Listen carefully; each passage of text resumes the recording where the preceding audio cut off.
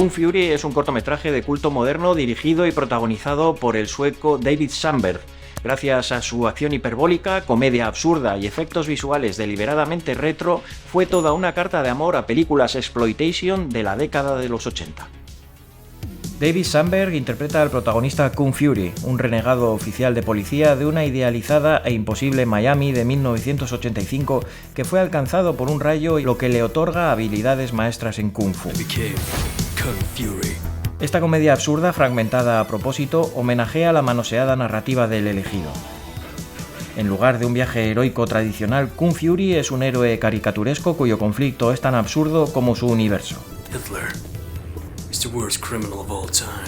Lleno de anacronismos sin sentido, donde encontramos a su némesis Kung Führer, un trasunto muy explícito de Adolf, que viaja en el tiempo a lo Terminator para ejercer el mal en el futuro.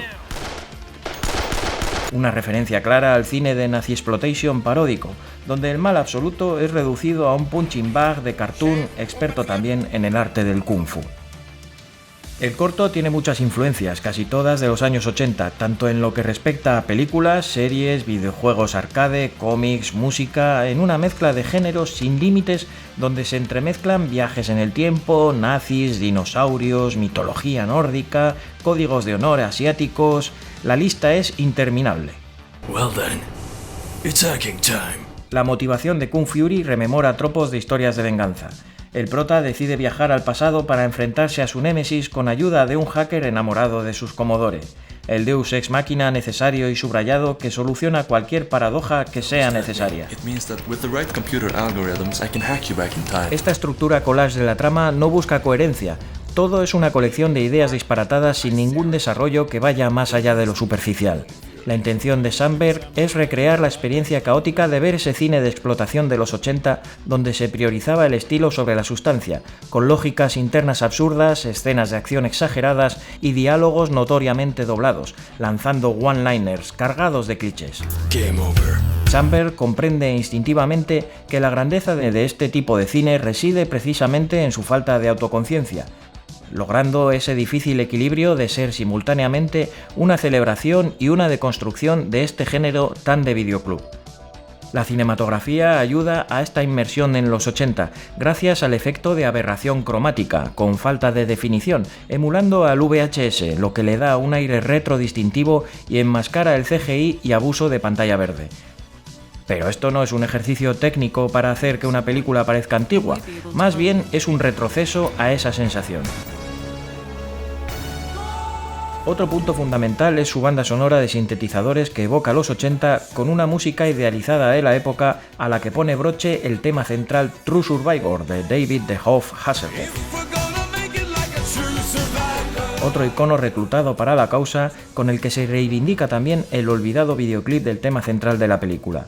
Además, Hasselhoff aparece en el corto a modo de cameo, como Hoff 9000, el ordenador de a bordo del Lamborghini Countach del protagonista.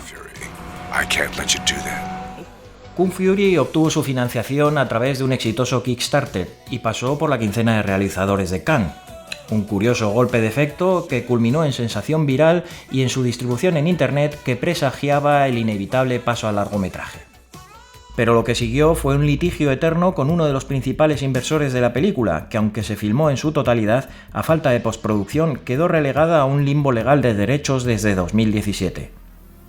Pero en 2025, una década después del fenómeno del corto Kung Fury y unos días antes de que comenzara el Festival de Cannes, en un extraño giro de los acontecimientos, se filtró anónimamente en YouTube un reel de 10 minutos de la película con postproducción casi terminada. Kung Fury, the movie.